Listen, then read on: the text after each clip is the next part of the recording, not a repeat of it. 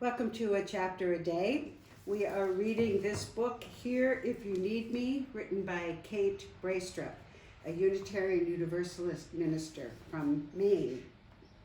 This is Chapter 3.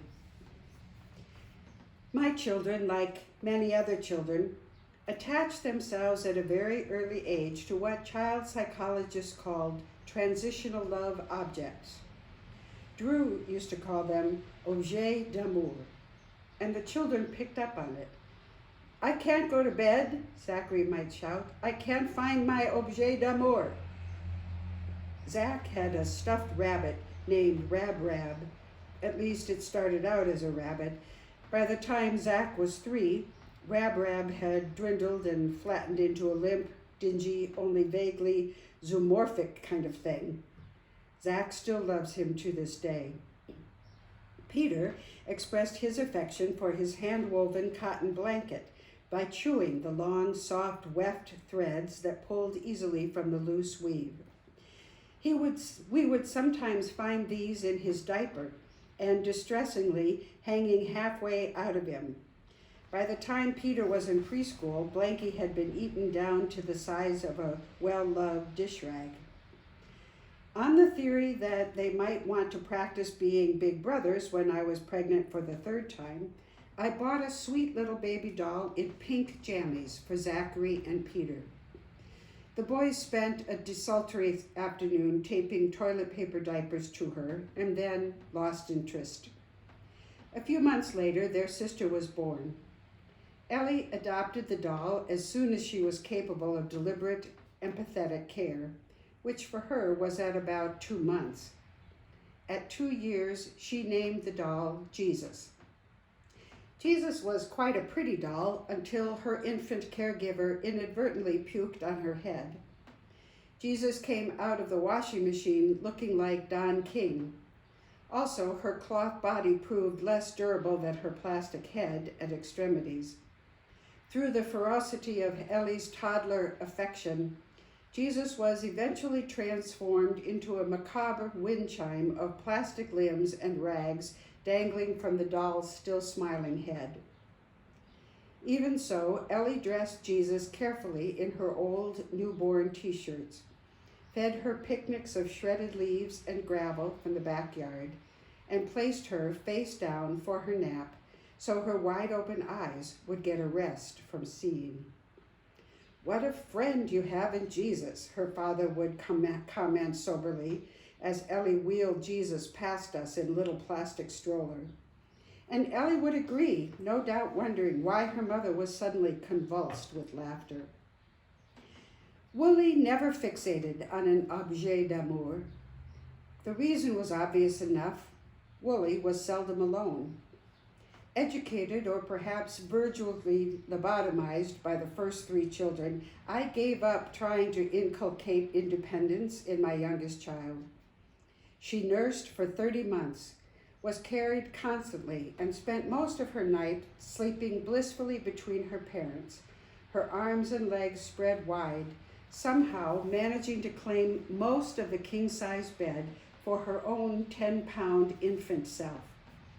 What need had she for a stuffed rabbit, Blanky, or Dolly?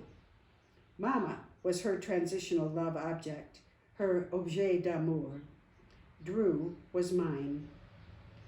In the week before Drew's funeral, while his body still lay at the funeral home, I thought about asking Mr. Moss if I might come over for the night, or for just a nap even. Couldn't we set up a cot beside Drew in the reception parlor? I'd ask him in tones of the sweetest reason. We so seldom slept apart. I could nestle there beside my dead husband's coffin, concealed and resting easy amid the innumerable bouquets that filled the corner of that vast Victorian room. Mr. Moss might have gone along with it for all I know, but I was too chicken to ask.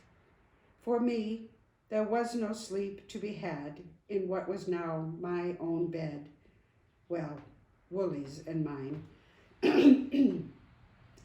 When my shiny black Belgian sheepdog Cornelia was struck and killed by a car, I buried her myself. I was 18 years old. I dug the hole in that part of my family's property reserved for the interment of beloved pets, lined it with a bed of wildflowers, then placed Cornelia's body on top with my own hands. I covered her with dirt. To keep animals from disturbing her remains, I gathered rocks from the surrounding fields and woods and piled them atop the grave. Then I stepped back and, with a curiously dry eye, considered the result. My pile of rocks was just a pile of rocks. That is, it was not as artfully arranged as my faithful Cornelia deserved. So I pulled apart the pile and began stacking the rocks again, more deliberately this time and with greater care. The new pile was somewhat more attractive than the first, but it still wasn't quite fine enough. Again, I pulled down the cairn. Again, I recommenced my labors.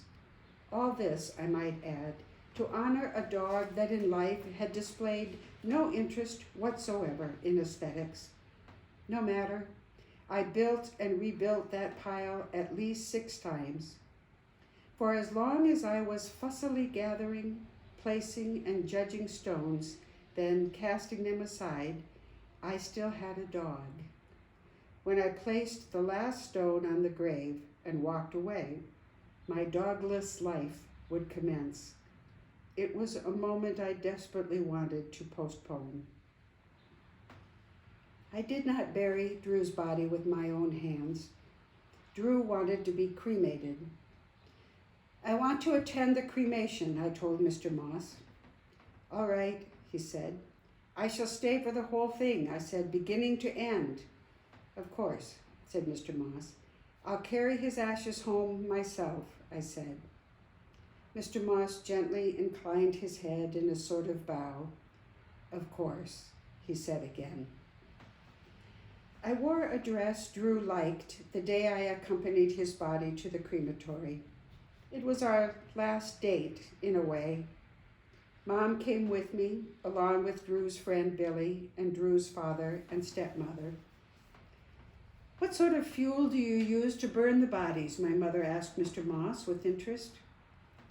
Mr. Moss, in his dark suit and shiny shoes, was holding the back of the hearse open while 2 employees of the Park Lawn Memorial Garden unloaded Drew's coffin and placed it on a stainless steel trolley. They grunted with the effort. Cremating someone is manual labor.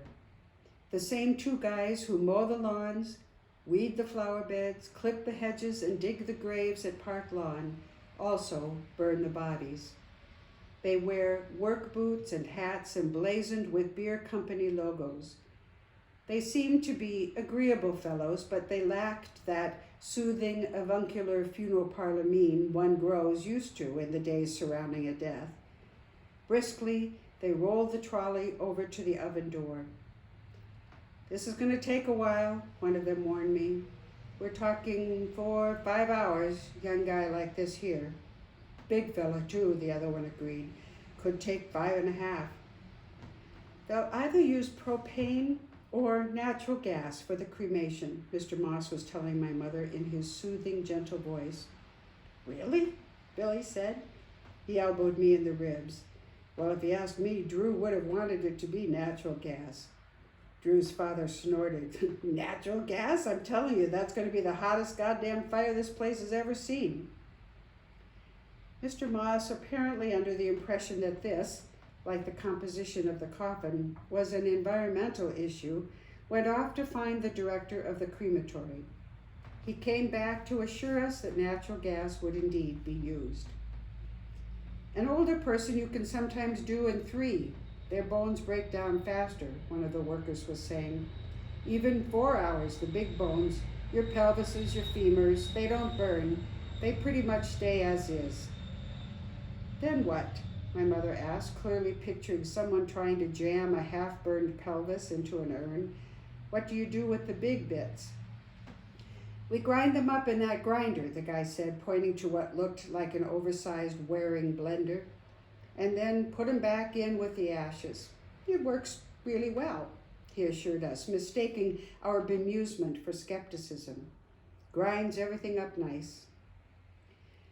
Billy wandered over and casually inspected the grinder just to make sure there wasn't too much of anyone else in there who might get blended in with Drew. Somewhat too quickly, one of the workers opened the big stainless steel doors to reveal a smaller cast iron door.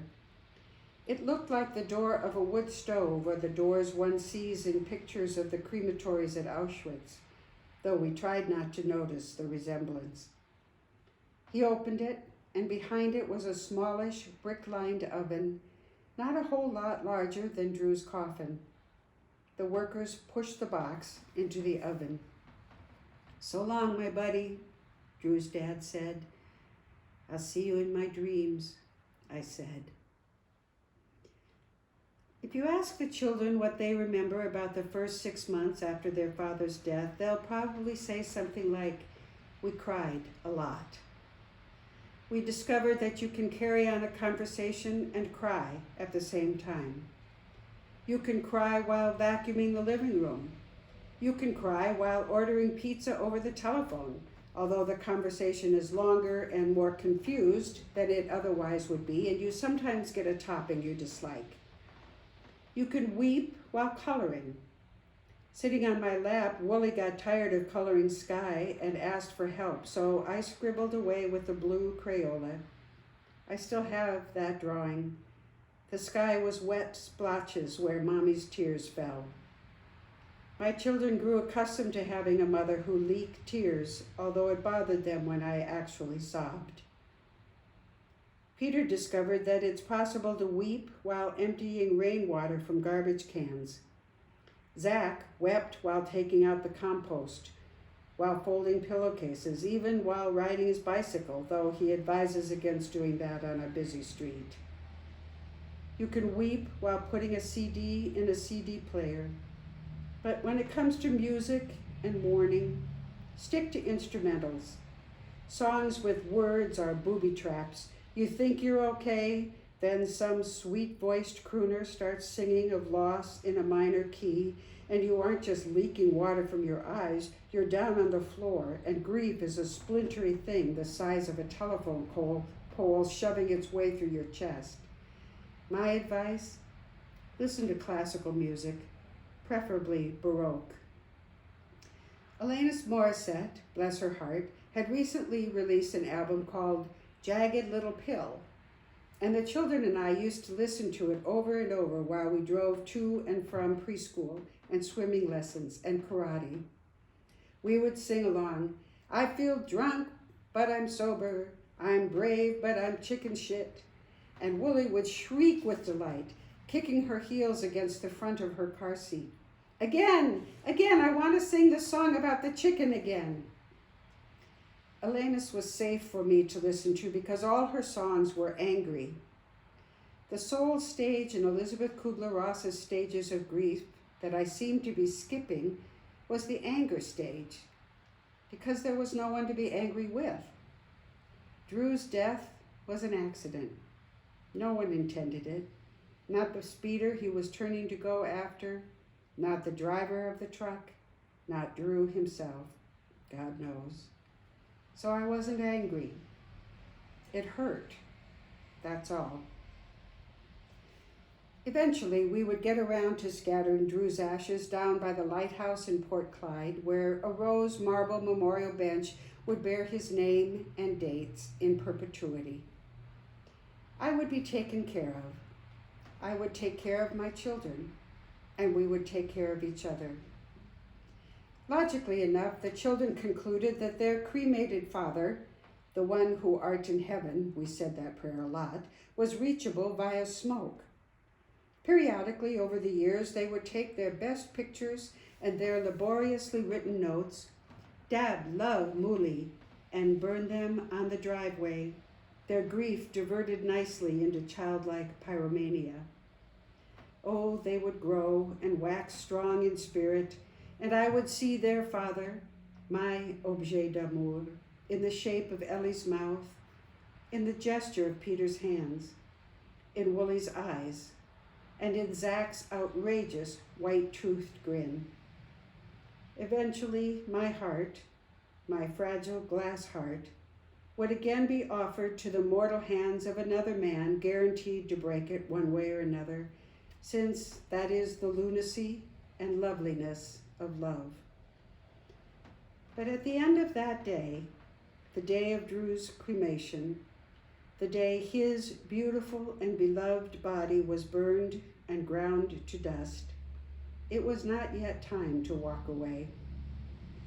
I was still with Drew, and he was still with me, or at least the urn, my transitional love object, was with me.